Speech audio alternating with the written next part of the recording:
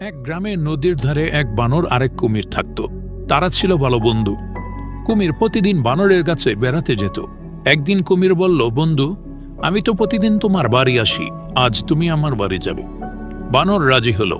কুমির তাকে কাঁধে নিয়ে নদী পাড়ি দিতে শুরু করল। মাঝ নদীতে কুমির বলল, বন্ধু, তুমি তো বড্ড বোকা, এখন তো তোমাকে আমি খাব। চালাক বানর বলল, ও তাই নাকি? তুমি আগে বললে না কেন? আমি তো আমার প্রাণ গাছের ডালে রেখে এসেছি, যদি তুমি বলতে সঙ্গে নিয়ে আসতাম। বোকা কুমির মনে করল সত্যি। সে আবার বানরকে গাছের তীরে নিয়ে গেল। গাছের কাছে আসতে বানর এক লাফে ডালে উঠে গেল।